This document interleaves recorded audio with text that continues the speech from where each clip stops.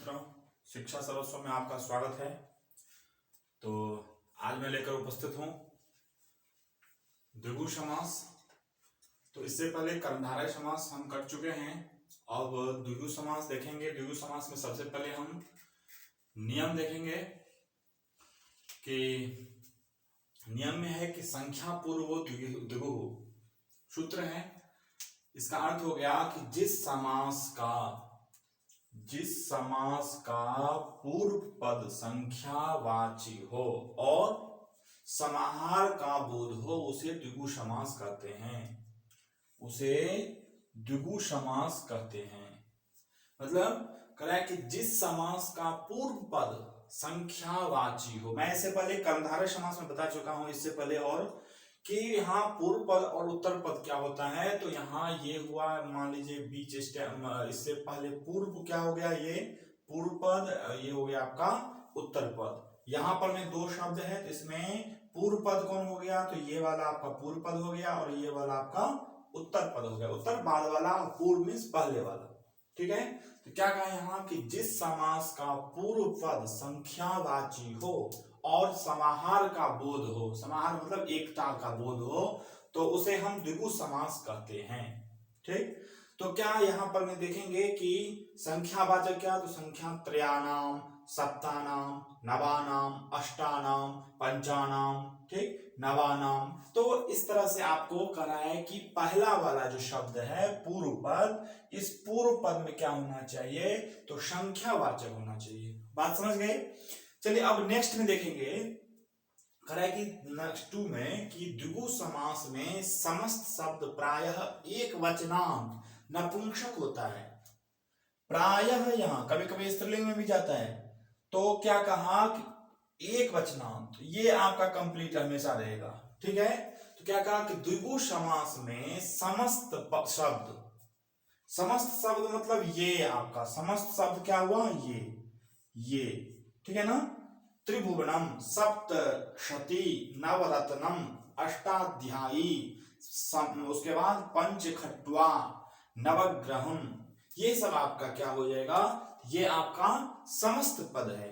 ठीक है, तो क्या कहा यहां पर में कि द्विगु समास में समस्त शब्द मतलब यही त्रिभुवनम, सप्तशती इत्यादि समस्त शब्द प्रायः एक वचनांत नपुंसक होता है। जैसे चतुर्युगम, क्या है यहां, जैसे चतुर्युगम।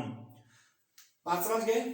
अब नेक्स्ट में करा है कि कभी कभी द्विगु समास का समस्त शब्द मीन्स यही समस्त शब्द स्त्रीलिंग में भी हो जाता है।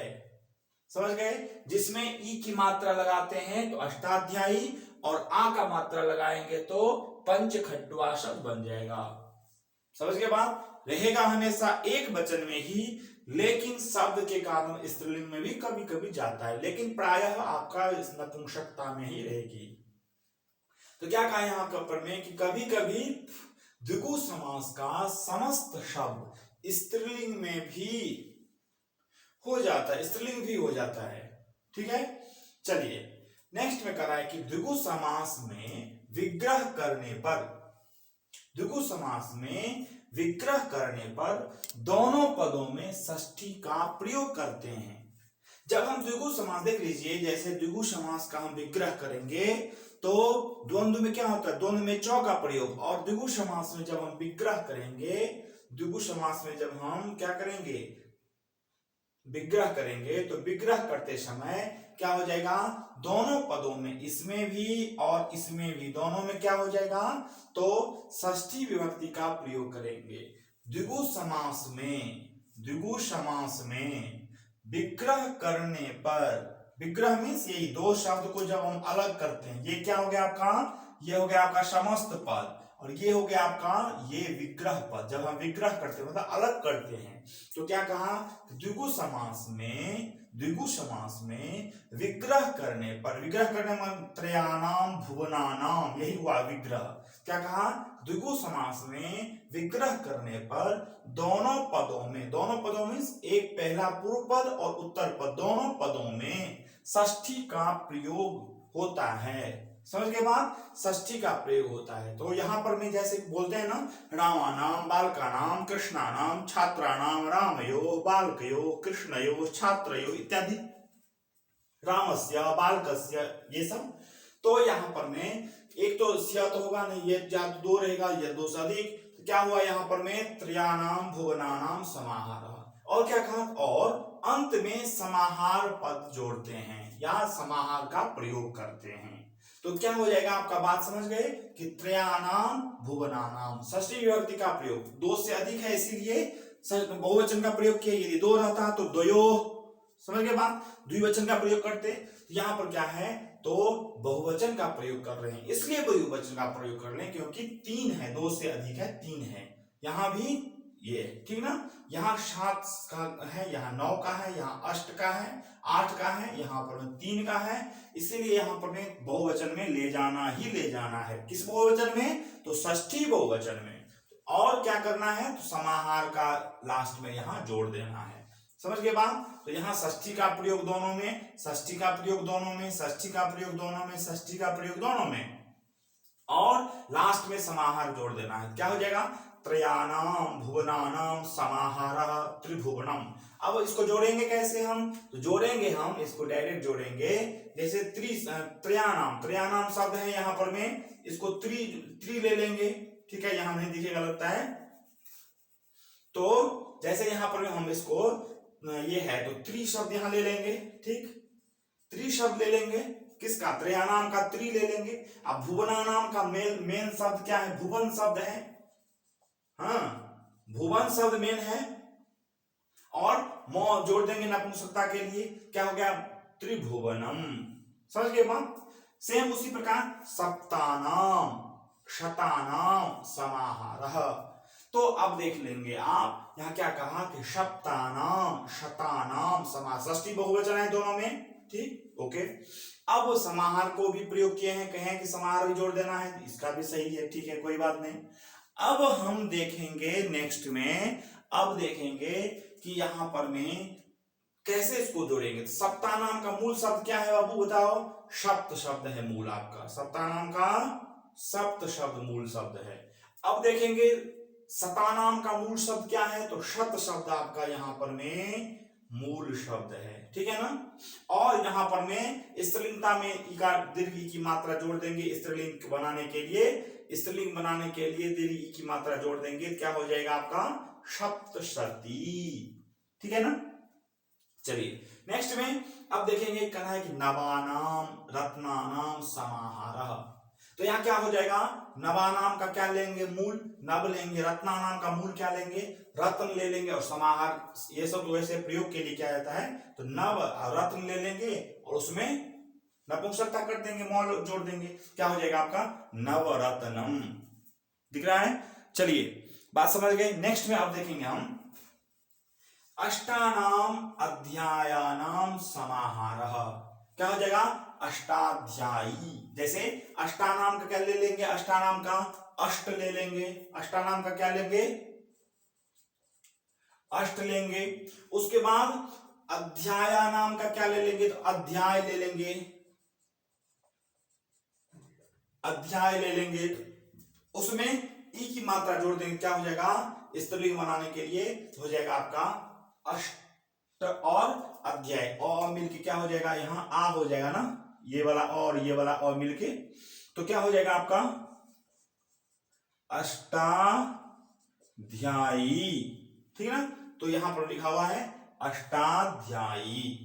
बात समझ गए। चलिए अब दिखाएंगे आपको, यहां पर मैं कराएंगे पंचानाम खट्वानाम समाहारः, पंचानाम खट्वानाम समाहारः। अब देखिए यहां पर में खट्वानाम शब्द में यहां अष्टाध्याय शब्द था, इसीलिए अष्टाध्यायी। अब यहां पर देखिए कि पंचानाम खट्वानाम, तो खट्वानाम का मूल शब्द क्या है, तो पंच, और खट्वानाम का मूल शब्द क्या है, तो खट्व, ठीक है ना। जैसे लतानाम में भी षष्ठी, लता आकारांत स्त्रीलिंग शब्द, यदि आकारांत स्त्रीलिंग शब्द रहने पर में वहां भी षष्ठी बहुवचन में लतानाम, बालकानाम, रमानाम इत्यादि बनता है, ठीक है ना। ये बात ख्याल रखना आपको। यहाँ पर में आकारांत, मूल शब्द ही आकारांत है, जिसके कारण यहाँ पर मुझे स्त्रीलिंग नहीं, मतलब स्त्रीलिंग ले जाने के लिए डायरेक्ट आकारांत शब्द को ही प्रयोग किए हम, ठीक है ना। यहाँ नपुंसक शब्द है नहीं, इसीलिए क्या हो गया, पंचानाम खट्वानाम समाहार। तो पंचानाम का क्या ले लिए हैं, पंच, खट्वा नाम का क्या ले लिए हैं, खट्वा। बस आपको समाहार घटा देना है, नपुंसकता नहीं जोड़ना है क्योंकि स्त्रीलिंग शब्द है। क्या हो गया, पंच खट्वा। अब देखेंगे यहाँ नवानाम ग्रहाणाम समाहारा। नवानाम ग्रहाणाम समाहारा शब्द का क्या क्या लेंगे, नवानाम का क्या लेंगे, नव शब्द ले लेंगे, ग्रहाणाम का क्या लेंगे, ग्रह शब्द ले लेंगे। यहाँ पर हम लिख दिए हैं, नव लिख दिए, ग्रह लिख दिए, मो लगा देंगे, हलंत कर देंगे, क्या हो जाएगा, नवग्रहम। बात समझ गए। चलिए, तो आप द्विगु समास देख लिए, इसका नियम थोड़ा सा बिल्कुल नियम देख लेंगे सही से, नियम पर ध्यान रखेंगे, बिल्कुल आसान से हो जाएगा, बिल्कुल आसान मतलब हो जाएगा आपको समझने में। यदि नियम पर ध्यान नहीं रखेंगे तो थोड़ा सा लगेगा कि नहीं भाई कहाँ क्या कर रहे हैं। तो बस बिल्कुल ध्यान रखिएगा इसको कि द्विगु समास में विग्रह करने पर दोनों पदों में षष्ठी विभक्ति का प्रयोग। अब जब आपको तोड़ना भी हो तो सप्तशती शब्द है, सप्तशती शब्द है, या मान लीजिए नवरत्न शब्द है, नव नौ है तो बहुवचन ले जाएंगे, नवानाम कर देना है। रत्न शब्द है तो मोह हटा दो, रत्न शब्द ले लो, रत्न का बहुवचन हो जाएगा रत्नानाम, और मोह जोड़ दो, क्या हो जाएगा आपका कि नवानाम रत्नानाम समाहारः, तो आपका रूप बन जाएगा नवरत्नम। बात समझ गए। इसी तरह से आप यहाँ नव शब्द को ले लीजिए और नव शब्द में षष्ठी बहुवचन लगा दीजिए, रत्न शब्द ले लीजिए, रत्न शब्द का बहुवचन लगा दीजिए षष्ठी में, हो जाएगा आपका नवरत्नम।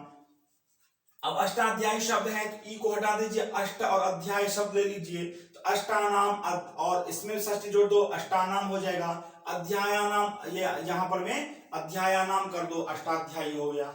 अब यहाँ देख लो, पंचानाम और खट्वानाम समाहार में पंच शब्द है तो पंच शब्द को ले लो, षष्ठी विभक्ति कर दो, हो गया आपका पंचानाम। खट्वा शब्द है तो खट्वा, लता नाम जैसे होता है तो खट्वा शब्द है षष्ठी विभक्ति कर दो, क्या हो जाएगा, खट्वा नाम।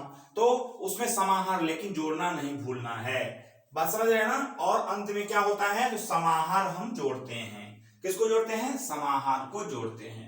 इन बातों को बिल्कुल ख्याल रखना है, ध्यान रखना है, ठीक है। बस आप इस तरह से देख लेंगे तो इससे अधिक कुछ नहीं आएगा एग्जाम में, किसी भी एग्जाम में, 10th का हो, 12th का हो, मतलब यूपी टेट हो, टीईटी हो, पीईटी हो, सीटेट हो, नेट हो, मतलब जो भी कहीं भी हो, आपको इससे अधिक कहीं भी कुछ नहीं आने वाला है।